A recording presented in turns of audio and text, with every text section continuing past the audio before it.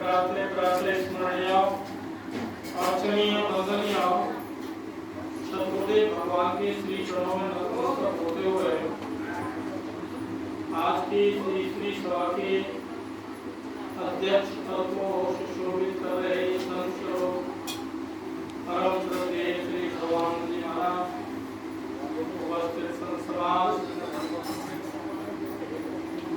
परम श्रद्धेय आदरणीय माता, उपस्थित सभी व्यक्तिगण और इस सत्संग रूप की संस्था में श्रावक होने वाले सभी माता भाइयों को सभी का चंदन वंदन करते हुए जोड़ते हैं आपकी संग्रह से कुछ समय के लिए।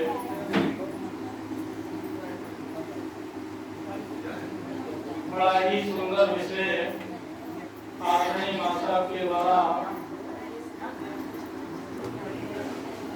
और बड़े ही सरल ढंग से समझाने का प्रयास किया। ये बंद करवा पहले, अंदर से बंद करा। आनंद के तीन स्वरूपों में एक मिथ्यानंद, नहीं गौणानंद और एक परमानंद। सत्यवीर जी बंद करवा पहले। उस परमानंद को प्राप्त करने के हम सब जिज्ञासु हैं।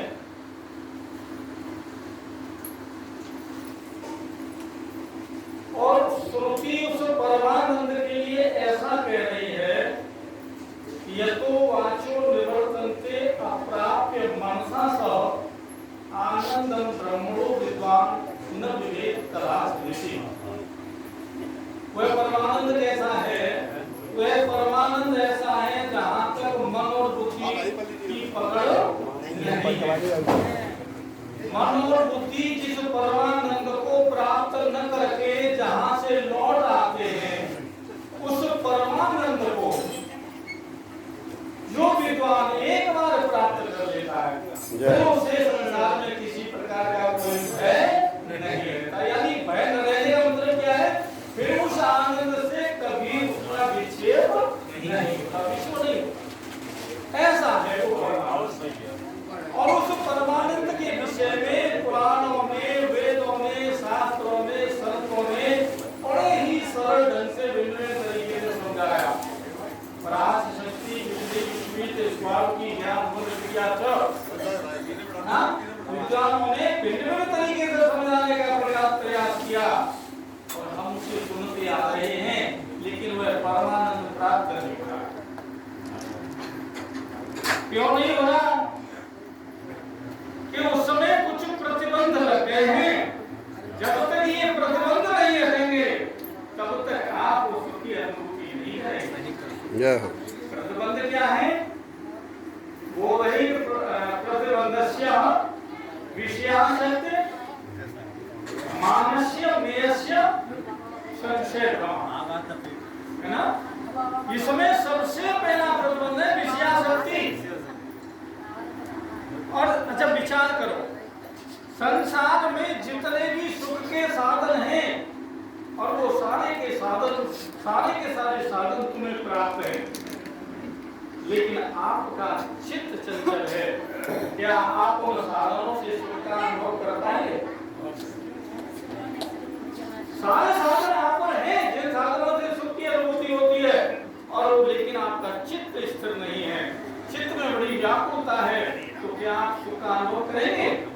अच्छा, जब तक सांसारिक सुखों को भोगने की लालसा आपके अंदर है, सांसारिक सुखों को भोगने की लालसा तुम्हारे अंदर है, तब तक चित्त आपका शांत हो जाए ना, तो फिर विषयासक्ति त्याग नहीं पड़ेगी। पहला प्रतिबंध है विषयासक्ति को जीतना। समय तो बहुत कम है और कहने के लिए बहुत कुछ है, बात बन नहीं सकती। शॉर्ट में ही कहना चाहूंगा कि जिस वक्त सत्संग हो रहा था पंचवटी पर, तो सत्संग के बाद सुपड़ा शक्ति है ना, वासना। वासना क्यों आई सत्संग के बाद में? सत्संग के बाद में तो भक्ति और ज्ञान वगैरह करना चाहिए, लेकिन वासना क्यों आई? विचार करने की बात है सभी सत्संगियों से निवेदन। खेत में भैंस चराने वाला, खेत में निराई करने वाला बच्चा कभी परीक्षा में नहीं बैठता। परीक्षा उसी बच्चे की होती है जो क्लास में पढ़ने जाता है। आप सभी क्लास में बैठने वाले हो, आपको ही उस विषया शक्ति को जीतना पड़ेगा, है ना। सत्संग के बाद वासना आई, लेकिन हुआ क्या? भक्ति ज्ञान वैराग से नाक कटा करके गई। भक्ति ज्ञान वैराग से नाक कटा करके गई। अब विचार कर लो, तुम्हें उस वासना की नाक काटनी है कि अपनी नाक कटा करके संसार में जाना है। अगर तुम्हें अपनी नाक बचानी है तो इस विषय शक्ति को जीतना है। चूंकि विषय बहुत लंबा है और समय को देखते हुए मैं केवल विषय शक्ति पर ही अपनी बात को छोड़ करके और अपनी बात को जो है 2 लाइन और बोल करके ही पूरा करूंगा। काम क्रोध मद लोभ मोह मत सर्व उपजे अज्ञानी के।